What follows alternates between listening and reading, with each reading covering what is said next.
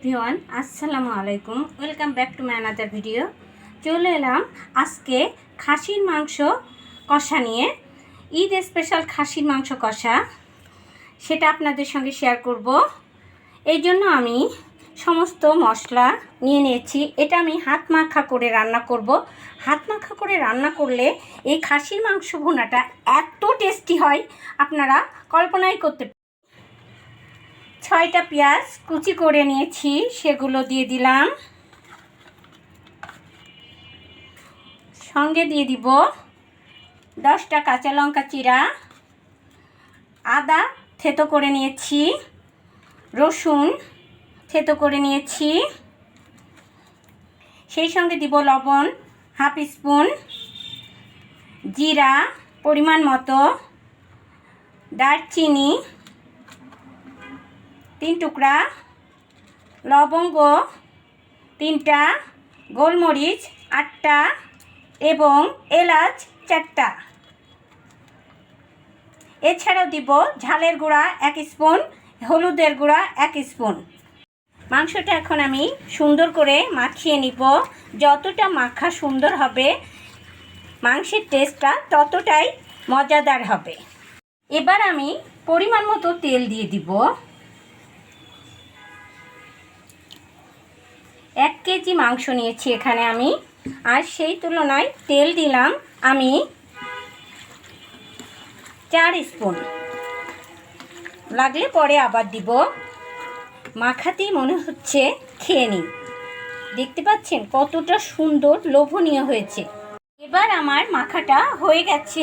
এখন আমি দিব পরিমাণ মতো পানি।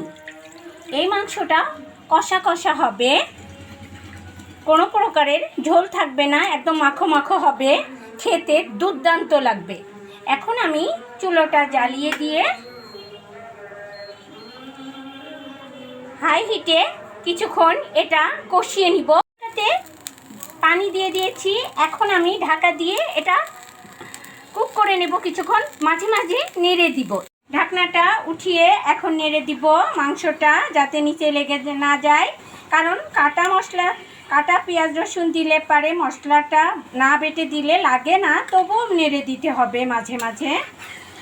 আর ঢাকা দিয়ে এই মাংসটা সিজিয়ে নিতে হবে। এটা উঠিয়ে নিব। এই দেখুন কতটা ঝোল কমে গেছে। এখন একটু নেড়ে দিব, আর একটু হবে। এরপর যে আমি লবণ টেস্ট করে দেখব। লবণ কিছুটা কম আছে, দিয়ে দিব। আর একটু হবে, আর একটু নেড়ে দিব। এই দেখুন কষা প্রায় হয়ে এসেছে। এখন আমি ভাজা জিরে, এলাচ, গোলমরিচ, দারচিনি ভেজে গুঁড়া করে নিয়েছি, সেটা দিয়ে দিব। মাংসে এই ভাজা জিরের গুঁড়া, এলাচের গুঁড়া, দারচিনির গুঁড়া দিলে মাংসের টেস্টটা অনেক ভালো হয়, আর খেতেও দুর্দান্ত লাগে। আমরা তো সব মশলাই দিয়েছি, কিন্তু ভাজাটা অবশ্যই দিবেন। অনেকে দেয় না, কিন্তু এটা দিলে এর খাবারের টেস্টটা দ্বিগুণ হয়ে যায়। আর দেখুন একদম কুরবানির পারফেক্ট ঈদ স্পেশাল। আপনারা এভাবে বাড়িতে ট্রাই করবেন, আমার সঙ্গে থাকবেন, আমার ভিডিওটাকে দেখবেন, আমার আইডিটাকে ফলো করে দিবেন, লাইক করবেন। পরবর্তীতে নতুন নতুন রেসিপি নিয়ে আবার হাজির হব, সেই প্রত্যাশায় আজকের মতো বিদায়। আল্লাহ হাফেজ, টাটা।